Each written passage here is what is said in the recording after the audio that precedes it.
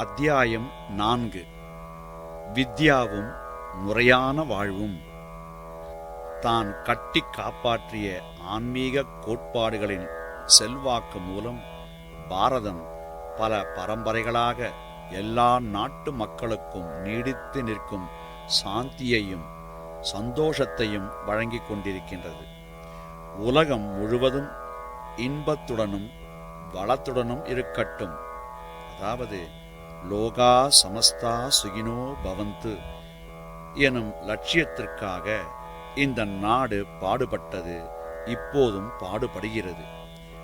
பாரத மக்களின் அதி உயர்வான லட்சியமாக இதுதான் இருக்கின்றது.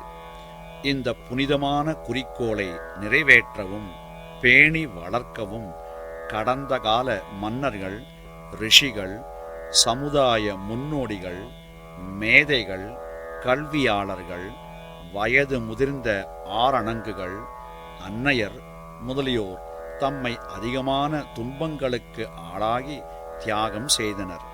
அவர்கள் புகழ், மதிப்பு, மரியாதை அனைத்தையும் துறந்து பிரபஞ்சம் தழுவிய இந்த லட்சியத்தின் அடிப்படையில் தங்கள் வாழ்வை உருவாக்கவும் தாங்கள் எடுத்த தீர்மானத்தை நிலைநாட்டவும் கடுமையாக போராடினர்.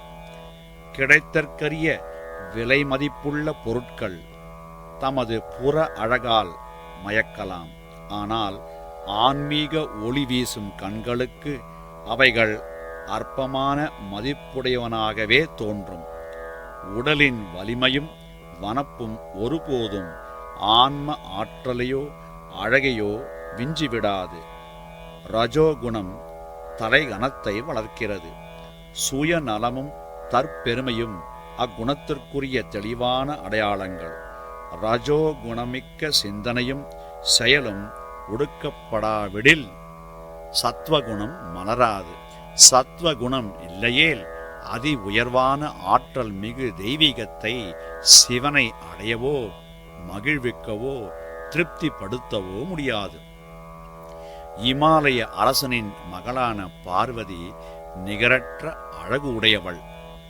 இத்தனை இருப்பினும் கடும் தவத்தின் மூலம் தன் அழகில் தானே பெருமிதம் அடையும் இயல்பை அழித்து இயல்பாக அவளிடம் இருந்த இருமாப்பை ஒடுக்கி சத்துவ குணத்தை அடைய வேண்டியிருந்தது. ஆன்மீக அழகுடன் பிரகாசிக்க வேண்டியிருந்தது. பார்வதியின் அழகில் சிவனின் கவனத்தை திருப்ப திட்டமிட்ட மன்மதன் எரிந்து பஸ்மமாகிவிட்டான் என்பது புராணக் கதை. ஆணவ சுருளில் ஒருவர் சிக்குண்டு கிடக்கும் வரை தெய்வீக அறிவு, அதாவது வித்யா மலராது எனும் உண்மையை உணர்த்துவது இக்கதை. ஒருவரிடம் வித்யா நிரம்பும் போது தற்பெருமை தானாக மறைந்துவிடும். ஆனால் இன்று இருமாப்பும் தற்பெருமையும் அறிவு வளர்ச்சிக்கு அழகூட்டுவதாக கருதப்படுகின்றன. உலகப் பொருட்கள் பற்றிய பாண்டியத்தினால் அடையும் வசீகரம் துறக்கப்படுதல் வேண்டும். அதன் பின் தான் உண்மையான உள்ளார்ந்த தெய்வீகம் தானாக வெளிப்படும். அப்போதுதான் தனி மனிதனின் ஆளுமை, அதாவது தான் எனப்படும் ஆத்மா தெய்வீகத்தை ஏற்றுக்கொள்ளும். ஆணவம் எனும் மன்மதனை, அதாவது மனதை அலைகழிக்கும் ஆணவத்தை தெய்வீக பார்வையின் செல்வாக்கு மூலம் சாம்பலாக்க வேண்டும். தெய்வீகமான ஈஸ்வரன் உடல் அழகிற்கு, உலக அதிகாரத்திற்கு, உடல் ஆற்றலுக்கு அல்லது அறிவாற்றலுக்கு அல்லது பொருளாதார ஆற்றலுக்கு அடிபணிவதில்லை. மன்மதன் கதையின் உட்பொருள் இதுதான்.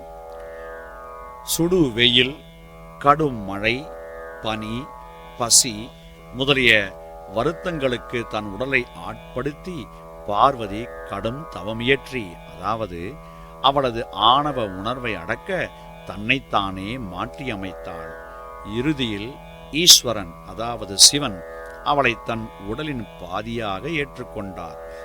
ஆன்மீக மேம்பாட்டின் சாயுஜ்யம், அதாவது ஐக்கியம் என அழைக்கப்படும் கட்டம் இதுதான்.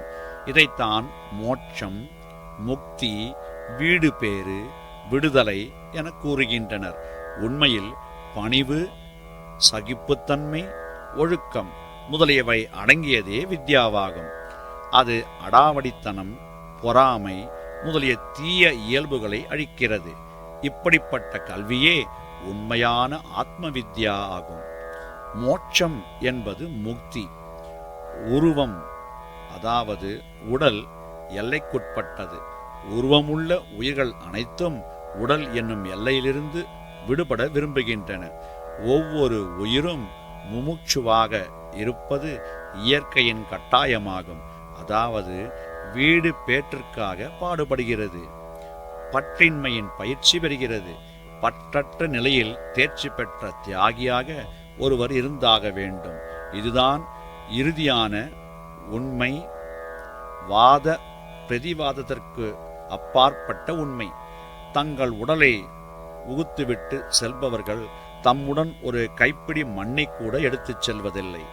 துறப்பதை ஒருவன் தானாக கற்றுக்கொள்ளாவிடின் பற்றின்மை, துறவு ஆகியவற்றின் மதிப்பையும் தேவையையும் இறக்கும்போது இயற்கை அவனுக்கு கற்றுக் கொடுக்கிறது. எனவே இறப்பதற்கு முன்னே இப்பாடத்தை கற்றுக்கொள்வதே நல்லது. இதை கற்றுக்கொண்டு நடைமுறைப்படுத்தும் நபர் உண்மையிலேயே ஆசீர்வதிக்கப்பட்டவர்தான். வித்யா, அதாவது கல்வி வழங்கும் விதை மதிப்பில்லா இரண்டாவது சீலம் பற்றின்மையாகும். பானையில் நிரம்பிய நீரை காலி செய்யுங்கள். அப்போது ஒருவர் பார்த்த ஆகாயத்தின் உருவம் அல்லது நிழலும் நீருடன் காலியாகிவிடும். ஆனால் உண்மையான விண்வெளி பானைக்குள் நுழைந்திருக்கும். அதே போலவே ஆத்மா அல்லாததை ஒதுக்கிவிட்டால் ஆத்மா மட்டும் மிஞ்சி இருக்க முக்தியும் உடனே அடையப் பெறுகிறது. ஆனால் புறவயப்பட்ட உருவம் ஒதுக்கப்படவில்லை. துறவு அகவயப்பட்டதாக, அதாவது உள்ளார்ந்ததாக இருக்க வேண்டும். தியாகம் என்பதற்கு பலர் பணம், நிலத்தை தர்மம் செய்வது அல்லது யஜ்யம், யாகம் முதலிய விசேஷ சடங்குகளில் பொருட்களை தியாகம் செய்வது அல்லது மாடு, மனை, மனைவி, மக்களை விட்டுவிட்டு காற்றுக்கு செல்வது என்று பொருள்படுத்துகின்றனர். இவை அனைத்தும் பலவீனமான மனங்களுக்குரிய அறிகுறியாகும். இந்த அர்த்தத்தை தருவதல்ல தியாகம். நாம் நினைப்பதைப் போல் இப்படி செய்து முடிப்பது அத்தனை கடினம் அல்ல. மனம் வைத்தால் இப்படிப்பட்ட செயல்களை நெறிமுறைகளுக்கு ஏற்ப சுலபமாக செய்துவிடலாம். அவை விதிப்பதற்கு ஏற்றவாறு விட்டுவிடலாம். ஆனால் ஆசையை விடுவதே உண்மையான துறவாகும். ஒரு மனிதன் இருப்பதும் அவனது அனைத்துவித முயற்சிகளின் நோக்கமும் மேற்படி உண்மையை உணர்த்துவதற்காகத்தான். ஆசையை விடுவதென்றால் மோகம், சினம், பேராசை, வெறுப்பு முதலியவற்றை விட்டுவிட வேண்டும் என்பதுதான். ஆசையை ஒழிப்பதே அடிப்படையான துறவாகும். மேற்கூறிய மற்ற உணர்வுகளும் உணர்ச்சிகளும் ஆசையை சார்ந்து அதன் விளைவில் எழுந்தவை.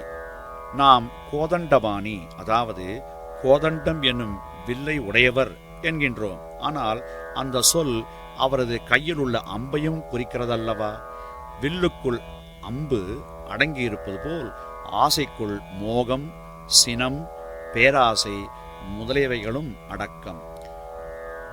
பிற்கூறிய இவ்வியல்புகள் நரகத்தின் தலைவாயில்களாகும். பொறாமை தாழ்பாள், கர்வம் பூட்டாகும். பூட்டை திறந்து தாழ்பாலை தூக்குங்கள். இப்பொழுது நீங்கள் உள்ளே போகலாம்.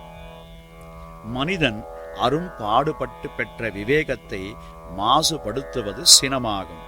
கட்டுப்பாடில்லாத ஆசை அவனது சகல செயல்களையும் கெடுத்துவிடும். பேராசை அவனது பக்தியையும் அர்ப்பணிக்கும் ஆற்றலையும் அழித்துவிடும். ஆசை, சினம், பேராசை முதலியவை மனிதனின் கர்மபலம். ஞானம், பக்தி முதலியவற்றை கெடுத்து அவனை ஒரு காட்டானாக்கி விடும். ஆனால் கோபத்தின் மூல காரணம் காமமே, அதாவது ஆசை. காமம் அஞ்ஞானத்தின் விளைவாகும். எனவே அடிப்படையான இந்த அறியாமையை ஒழித்தாக வேண்டும். அறியாமை பசுவின் பிறவி குணமாகும். பசு என்பது என்ன? பச்சதி இதி பசு. எது பார்க்கிறதோ அது பசுவாகும். அதாவது எது வெளிப்பார்வை பெற்றிருக்கிறதோ அந்த புறப்பார்வையில் கிட்டுவதை எது ஏற்றுக்கொள்கிறதோ அது பசுவாகும். அகமுக நோக்கு ஒருவரை பசுபதிக்கு இட்டுச் செல்லும். அதாவது உயிர்கள் அனைத்தும் இறைவனுக்கு பசுக்களின் எஜமானனிடம் இட்டுச் செல்லும். புலன்களை வெல்லாதவன் பசு ஆவான். துன்பம் தருவது பசுவின் பிறவி குணமாகும். அவ்வியல்பை மாற்றி அமைக்க ஒருவர் எப்படி முயன்றாலும் எளிதில் மாற்ற இயலாது. பசுவால் அவற்றிலிருந்து விடுபட இயலாது. அறிவுரையை புரிந்து கொள்ளும் திறமை அதனிடம் இல்லை. எடுத்துக்காட்டாக, ஒரு புலிக்குட்டியை நாம் என்னதான் பாசம் காட்டி வளர்த்தாலும், பணிவும் மென்மையும் பெறுவதற்கு பயிற்சி அளித்தாலும், அதற்கு பசி வரும்போது அது பச்சை மாமிசத்தை தான் புசிக்கும். பூரி கிழங்குகளை சாப்பிடாது. ஆனால் மனிதனுக்கு நல் வழிகளை பின்பற்றி கல்வி புகட்டலாம். அதனால்தான் சாஸ்திரங்கள் அனைத்திலும் உயிரினும் அனைத்திலும் மனிதனாக பிறப்பதே அரிய சாதனையாகும் எனும் வாசகம் காணப்படுகிறது. எனவே விலங்குகளில் மிக மிக புண்ணியம் மிக்கதும் மிக மிக புனிதமானதாகவும் இருப்பது மானிட பிறவியே. ஏனெனில் மனிதனின் பிறவி குணங்களை உயர்வாக்க இயலும். விலங்கு உணர்வுடன் பிறக்கும் ஒருவன் தன்னைத்தானே உயர்த்தி கொள்ள இயலும். சுய முயற்சி மூலமும் பயிற்சி மூலமும் பசுபதியாக முடியும். விலங்கு பிறக்கும் போதே கொடூரமாக பிறக்கிறது, இறக்கும் போதும் கொடூரமாக இறக்கிறது. புலனை கட்டுப்படுத்தாத வாழ்வு எனும் பெயருக்கு தகுதியற்றது. மனிதனுக்கு பல திறன்கள் வழங்கப்பட்டுள்ளன. அவற்றின் உதவியுடன் அவன் புலன்களுக்கு சரியாக வழிகாட்டாமல் கட்டுப்படுத்தாவிடின் அவன் செலவழித்த ஆண்டுகள் அனைத்தும் வீணே. வித்யா அல்லது தகுதியான கல்வி முறை புலன்களை நடைமுறையில் வெல்வதற்குரிய உதவியை மனிதனுக்கு வழங்குகிறது. வித்யா வினயத்தை அளிக்கிறது. கல்வி பணிவை போதிக்கிறது. அந்த பணிவு மூலம் பற்பல துறையில் ஈடுபடுவதற்குரிய உரிமையை ஒருவர் பெறுகிறார். அந்த அதிகாரம் வளமான வாழ்வை வழங்குகிறது. வளத்துடன் வாழ்பவனிடம்தான் தர்மம் செய்வதற்கும் முறையாக வாழ்வதற்கும் உரிய திறமை இருக்கும். முறையான வாழ்வு இம்மையிலும் மறுமையிலும் இன்பம் அருளும்.